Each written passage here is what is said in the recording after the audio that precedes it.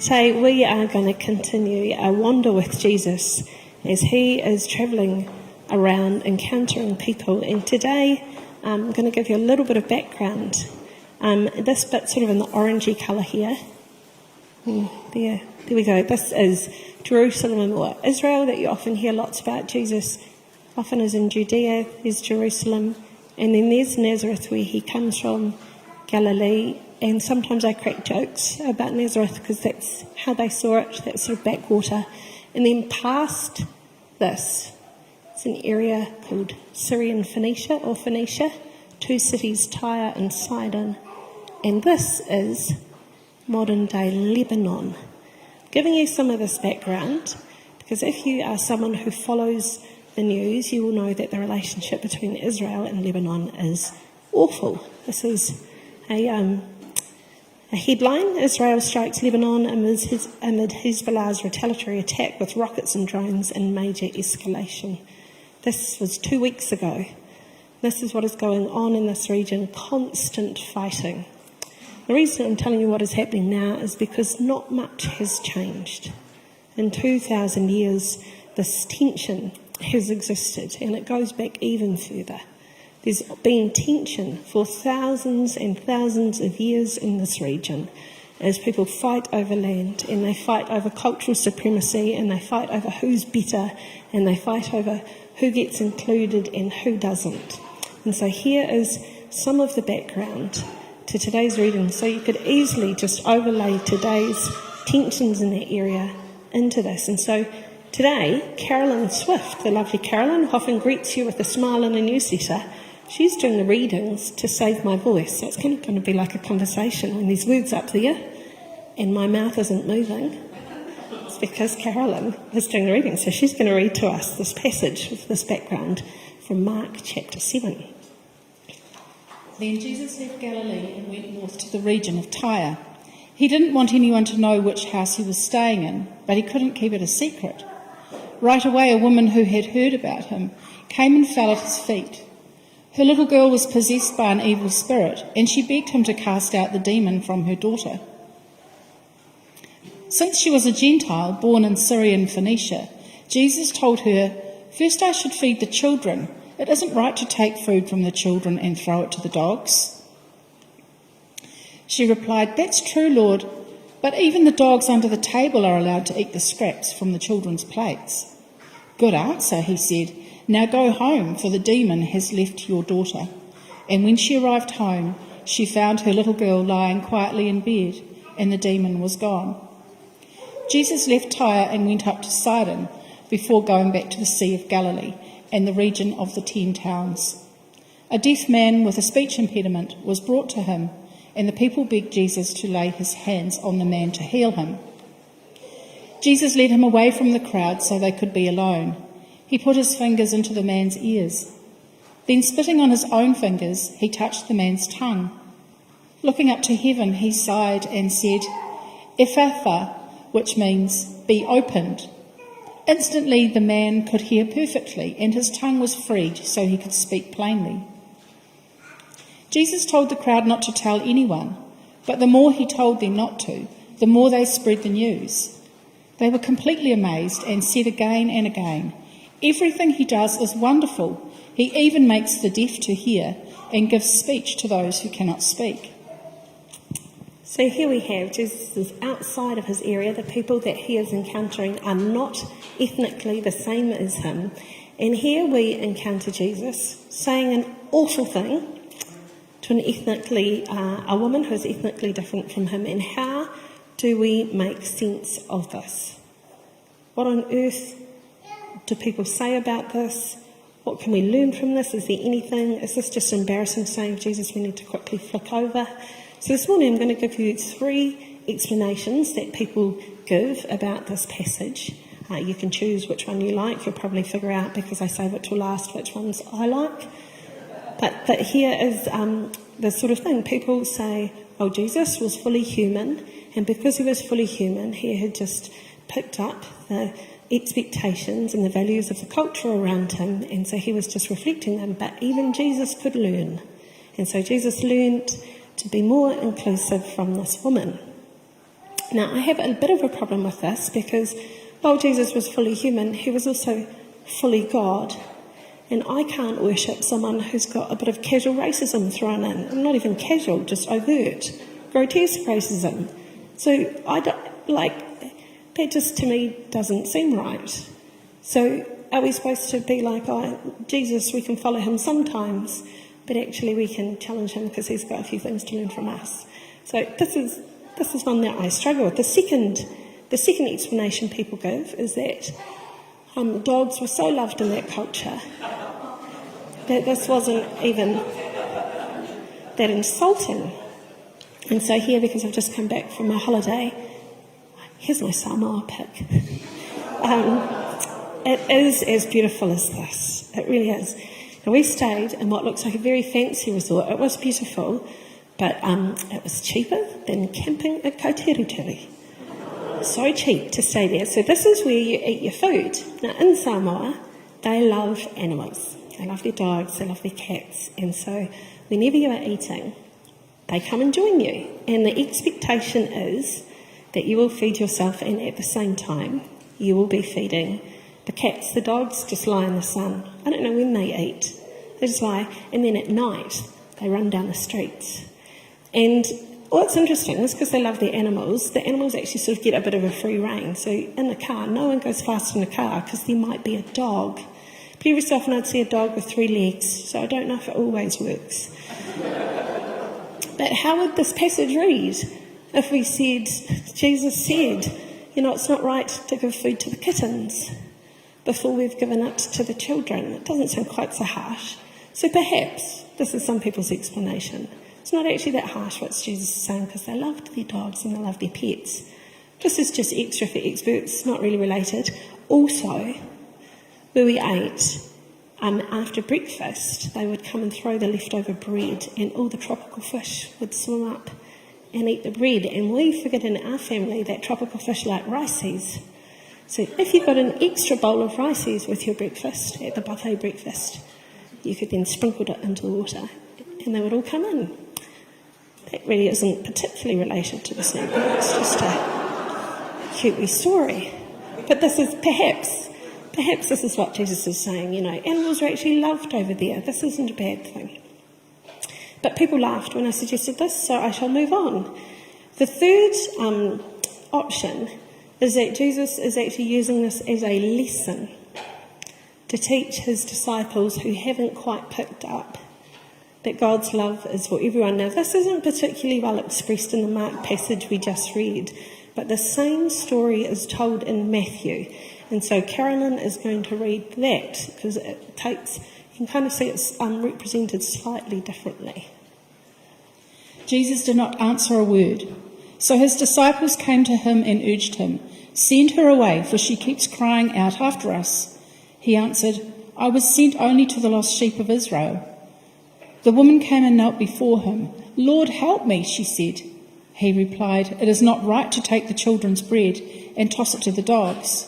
"Yes, it is, Lord," she said. "Even the dogs eat the crumbs that fall from their master's table." Then Jesus said to her, "Woman, you have great faith. Your request is granted," and her daughter was healed at that moment.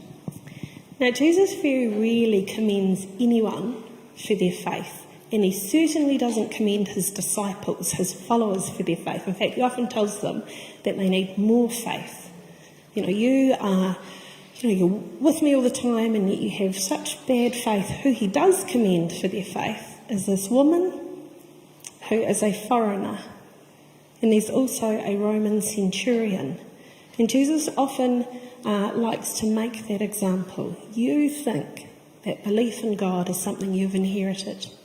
You grew up in a religious family, so therefore you've got the inside running.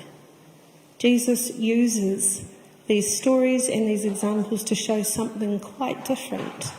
God's love is for all people, and so here we see that perhaps Jesus is using this to show his disciples, this is what you think. This is what you think of this person. Now, he obviously had a bit of a grasp on what she was like, personality-wise. He doesn't say this sort of thing to everyone, but he enters into this dialogue, and this is one of the very few times in Scripture You see, Jesus lets someone beat him in an argument. He never does it with the religious people, the Pharisees, the religious leaders. He wins every time with them. They walk away, I feel stupid. Not with this woman. He lets her win, and there it is in front of the disciples who are saying, make her go away, Jesus. And Jesus commends her. She has great faith. And in doing so, he shows that the love of God, the gift of God, is for the world. There is enough to share. In the last few weeks we've been going through John chapter 6, Jesus is bread for the world, and here it is. This bread is for all people in the world. Now, this encounter that Jesus has with this woman, it seems a little bit random.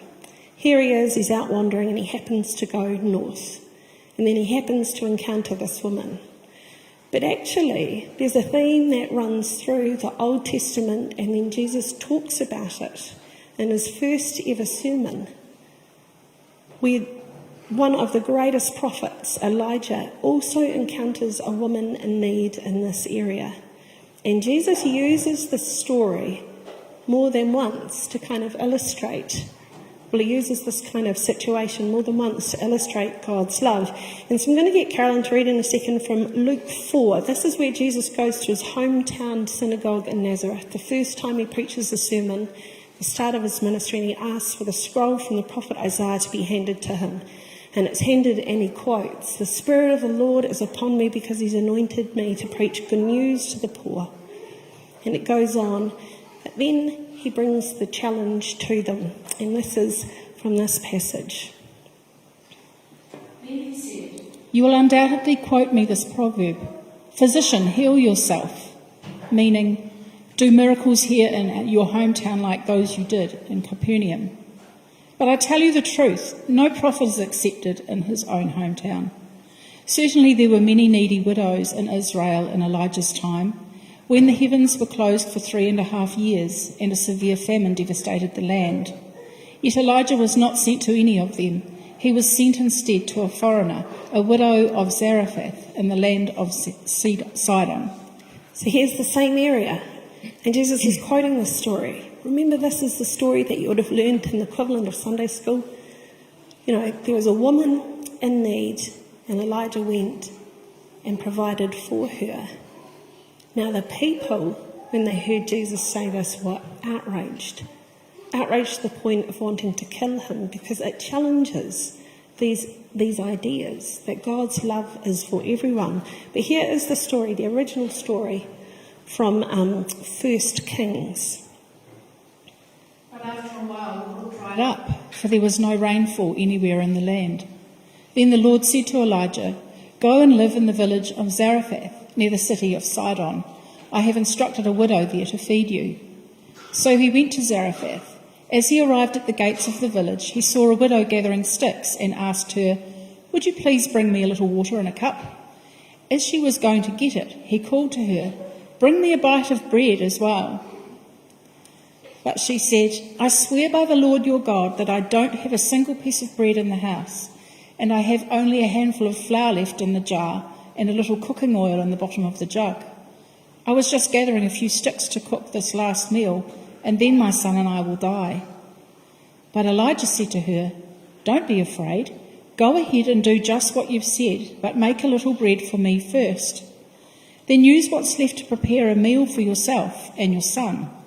For this is what the Lord, the God of Israel, says. There will always be flour and olive oil left in your containers until the time when the Lord sends rain and the crops grow again." So she did as Elijah said, and she and Elijah and her family continued to eat for many days. There was always enough flour and olive oil left in the containers, just as the Lord had promised through Elijah. So here's the story, and here's an artwork illustrating it. Elijah goes north, outside of the area, to a foreign land, and there encounters a woman in need, and there does a miracle. God's love is not just for those like him. And again, Jesus goes to the same area and encounters a woman in need and demonstrates to his disciples that God's love is for everyone. And this is good news in two ways. It's good news because if you are sitting here and you've ever questioned, is God's love really for me? Is there something I've done where I just actually feel like I'm an observer, I'm a spectator here, I'm not sure if God's love really is for me? Jesus came to remind us God loves everyone. And then there's good news, because we don't have to cling on to this. We don't have to try and make it ours. We don't have to try and create rules around it, because God's love is bigger than anything we could ever imagine. Bigger than our cultural expectations, bigger than the way we do things. God's love is for all people. I read this fascinating quote, fascinating given the current context. This is a Jewish scholar. Curious because it's a woman, and traditional culture women don't tend to study the Bible, but she's wearing a headscarf, so that means she's quite conservative. In all the pictures I saw of her, she's wearing a headscarf. But she says this of this passage. Here you go, Carolyn. When God saw that there was suffering in the world, but Elijah was unaware of it, he told him to go to Zarephath, the widow. Elijah's stay in the house of the widow was meant to bring him closer to the suffering prevalent in the world, and to acquaint him with the hunger and want from which the women and children suffered. I wanted to email her this week and say, what do you think of this now? The pain that is going on in the region, that God sent his prophet outside of that area to see the pain and the suffering of the women and children and remind them that God's love is for everyone. And what does it mean for us now? Where would God send us to remind us of the pain and suffering of the women and children in the world, and to remind us that God's love is for everyone? This is good news, but it is uncomfortable news for the comfortable. If our life is good, if we are reminded daily that we are blessed, #blessed, what a great life we're living, then God pushes us out of our comfort zone into another land to remind us of the suffering, to remind us that God's love is for everyone. But I think first, before we can do that, we have to have that encounter. The encounter like that woman had. And this is where I'm really curious, because while Elijah went to an area and he saw the woman and he made that first approach, Jesus is hiding away in that area. Maybe he's exhausted by the world and all these demands people are making of him. But there's a woman from another ethnic group, another language, another religion, another empire. And she comes and she finds Jesus. And she falls at his feet. And she begs him, I need you. There's an awful lot of humility there. You're not like me. You might reject me. We don't believe the same things. We don't speak the same language. We wouldn't eat the same food. You're different from me. But I'm going to fall at your feet and beg you. I need you. And this is the invitation in this story. And there's this reminder. Jesus always loves. Jesus always offers compassion. Jesus sees us.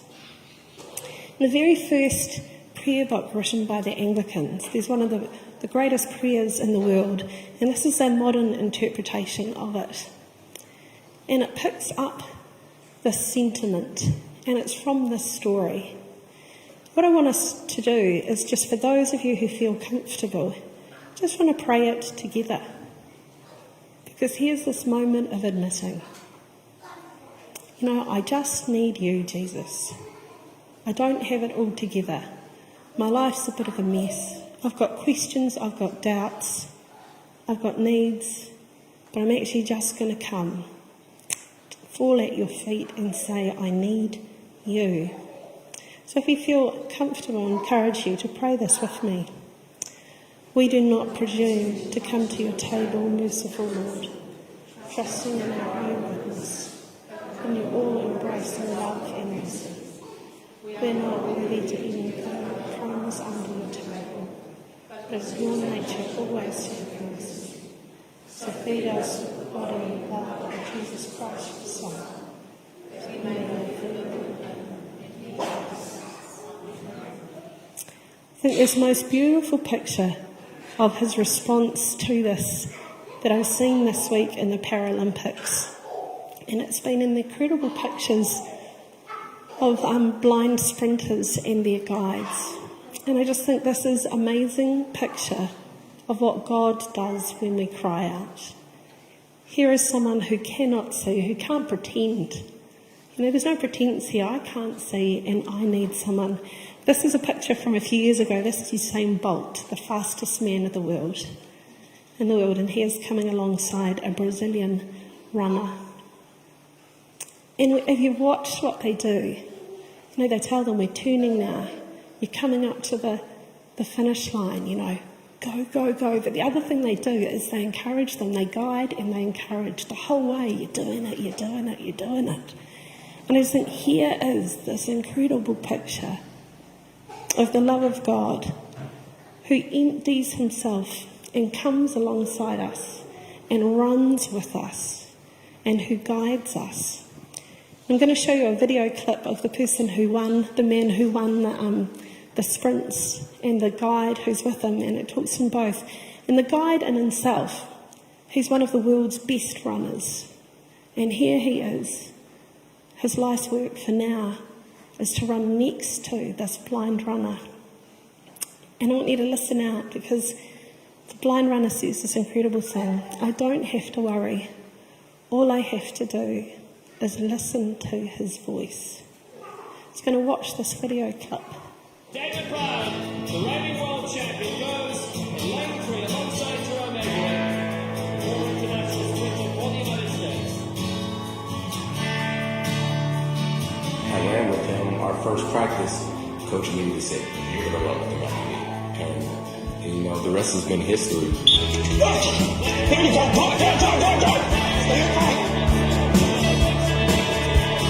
Running with Jerome, I don't have to worry about going out too far. All I have to focus on is just listening to him.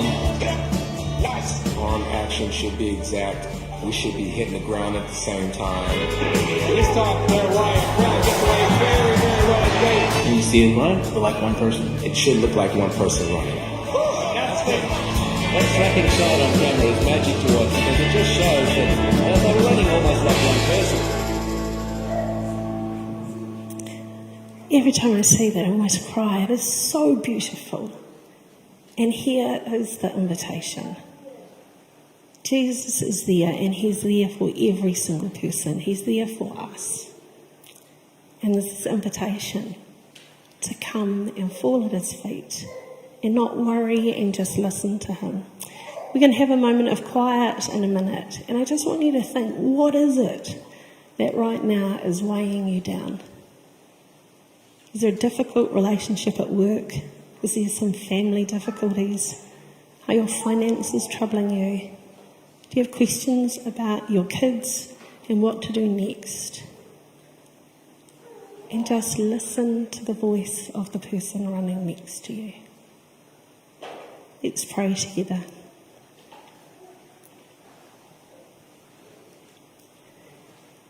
Jesus, you remind us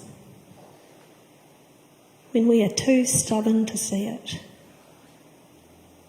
that you are there for every person, and that you are there for us. This morning, Jesus, we have acknowledged that we need you, that we are blind. A lot of our lives we spend pretending that we know what we're doing. But what a gift you offer to come and run alongside, to guide us, to encourage us, to show us how to live. So Jesus, we take some time now in the quiet. We just bring before you something that is troubling us now. And give us ears to hear your voice. Speak to us, guide us and show us mercy, we pray.